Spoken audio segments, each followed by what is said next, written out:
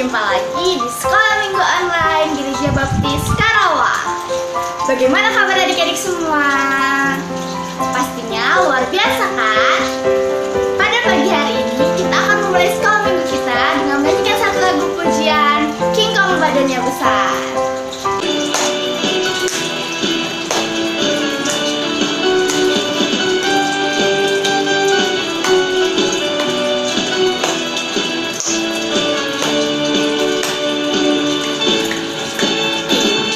Badannya besar, tapi aneh kakinya pendek.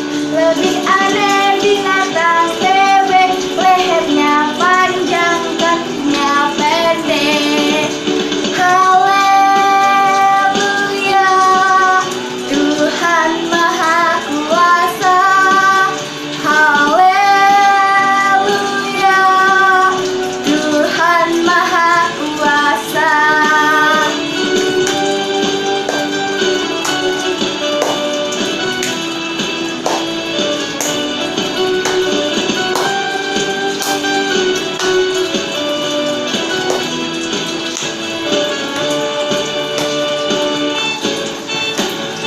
Kong badannya besar, tapi aneh kakinya pendek. Lebih aneh binatang bebek, lehernya panjang, kakinya pendek. Haleluya, Tuhan Maha Kuasa. Haleluya, Tuhan Maha Kuasa. Haleluya, Tuhan Maha Kuasa. Haleluya, Tuhan Maha Kuasa. Saat ini kita akan berdoa. Teman kita Grace akan memimpin kita dalam doa. Mari kita berdoa. Tuhan Yesus, di sudah sekolah minggu, berkati teman-teman ke rumah masing-masing. Terima kasih Tuhan Yesus, kami berdoa. Wah, Grace hebat sudah memimpin kita dalam doa. Terima kasih Grace. Kita akan melanjutkan ibadah sekolah minggu kita dengan menyanyikan satu lagu pujian Yesus Sayang Semua. Yesus sayang semua, semua, semua. Yesus sayang semua, sayang semua. Sayang papa, sayang mama, sayang kakak, sayang adik, sayang kamu, dan saya sayang semua.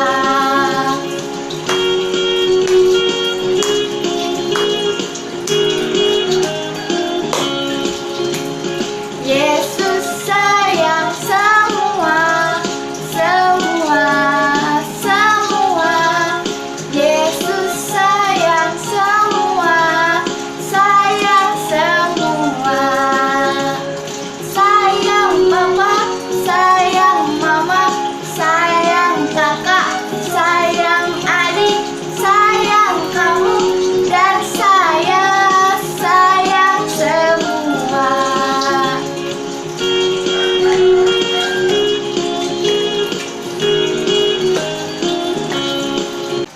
Sebelum mendengarkan firman Tuhan, kita akan menyanyikan satu lagu pujian Baca Kitab Suci.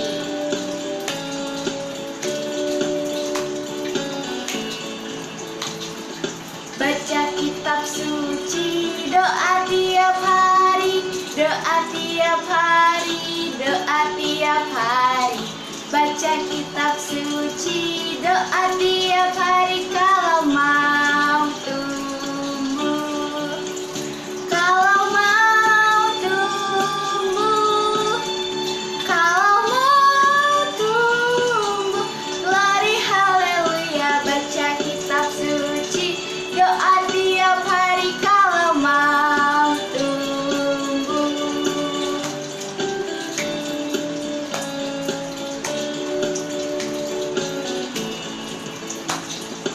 baca kitab suci, doa tiap hari, doa tiap hari, doa tiap hari. Baca kitab suci, doa tiap hari kalau mau tumbuh. Kalau mau tumbuh, kalau mau tumbuh, glory haleluya. Baca kitab suci, doa tiap hari kalau mau tumbuh.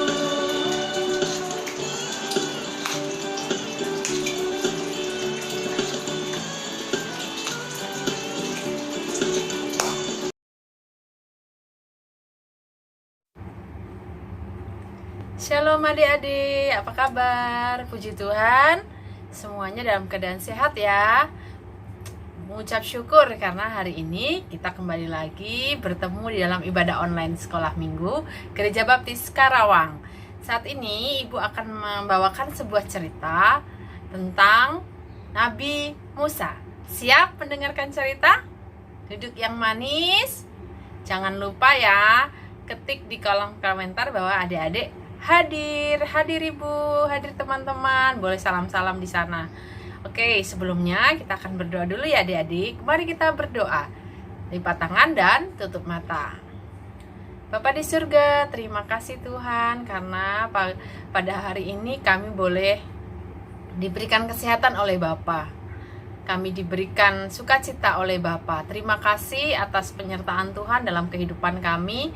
Saat ini kami mau mendengarkan cerita firman Tuhan. Berkatilah supaya kami lebih mengenal Tuhan dengan cerita-cerita tokoh-tokoh Alkitab. Terima kasih Bapa atas semuanya. Di dalam nama Tuhan Yesus kami berdoa. Haleluya. Amin. Adik-adik, tentang Nabi Musa pasti banyak yang sudah mengetahui ceritanya. Dia banyak mengadakan mukjizat. Mukjizat yang paling terkenal adalah dia membelah lautan. Membelah lautan sehingga menjadi kering dan bangsa Israel boleh menyeberang. Bisa menyeberangi tanpa tenggelam, tanpa basah-basahan. Itulah mukjizat yang terkenal dari Nabi Musa. Nabi Musa juga dipakai Tuhan untuk membawa bangsa Israel keluar dari perbudakan bangsa Mesir. Nah, kita saat ini mau mengetahui kok bisa sih Musa membawa bangsa yang besar, bangsa Israel keluar dari tanah Mesir menuju tanah yang perjanjian, dan kok bisa sih Nabi Musa membelah lautan. Nah, saat ini kita akan mengetahui dulu. Kita akan mau tahu bagaimana Musa diutus oleh Tuhan. Gimana sih cerita awalnya tentang Musa yang diutus menjadi perpanjangan tangan mengeluarkan bangsa Israel dari Mesir ke tanah perjanjian. Kita akan mendengarkan bersama-sama dan kita akan membuka Alkitab kita dari Keluaran pasal yang ketiga. Ibu akan bacakan ayat-ayat yang menunjang untuk pelajaran hari ini. Mari adik-adik kita buka dari Keluaran pasal yang ketiga. Kita akan membacanya ayat 1 sampai dengan ayat yang ke-6. Ayat 1 sampai dengan ayat yang ke-6. Nanti adik-adik jika sudah selesai boleh membacanya sampai dengan ayat 22. Kita baca dulu ayat 1 sampai ayat 6 dulu ya. Keluaran pasal 3 ayat 1 sampai dengan yang ke-6. Adapun Musa, ia biasa menggembalakan kambing domba Yitro, mertuanya, imam di Median. Sekali ketika ia mengirim kambing domba itu ke seberang padang gurun, sampailah ia ke gunung Allah, yakni gunung Horeb. Lalu malaikat Tuhan menampakkan dirinya kepadanya di dalam nyala api yang keluar dari semak duri. Ia melihat dan tampaklah semak duri itu menyala, tetapi tidak dimakan api.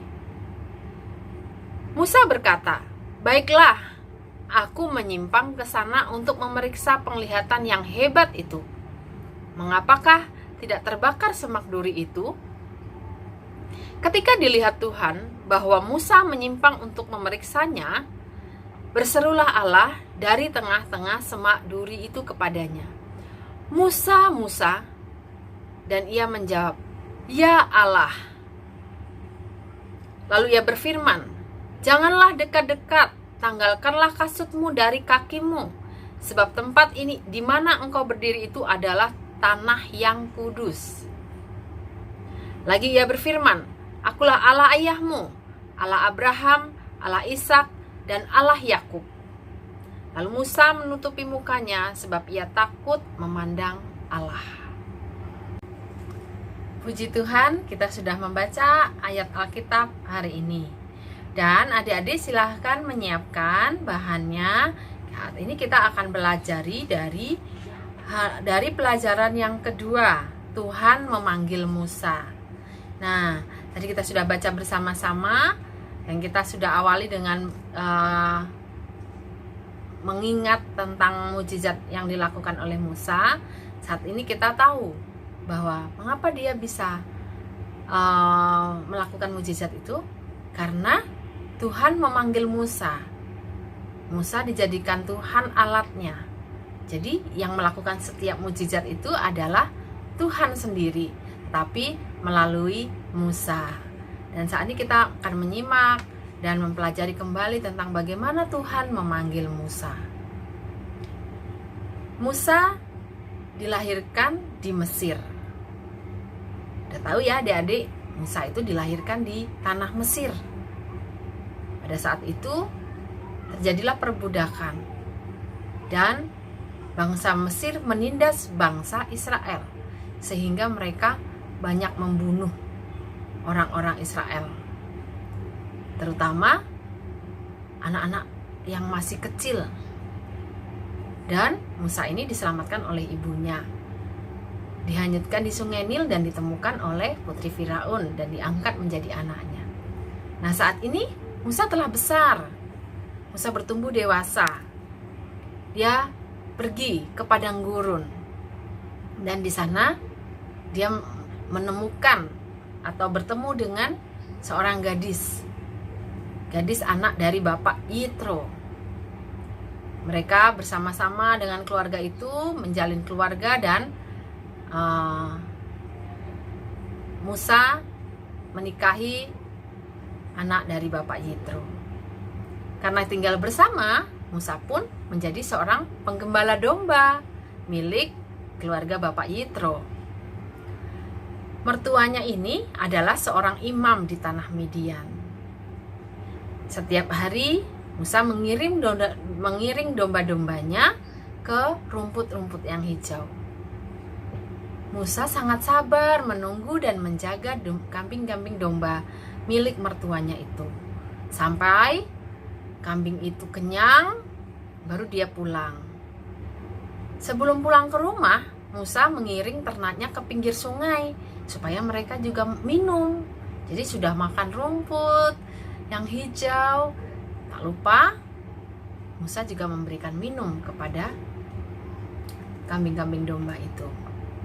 Nah, pada suatu hari ia menggembalakan ternaknya di padang gurun, yaitu di Gunung Sinai, gunung yang suci.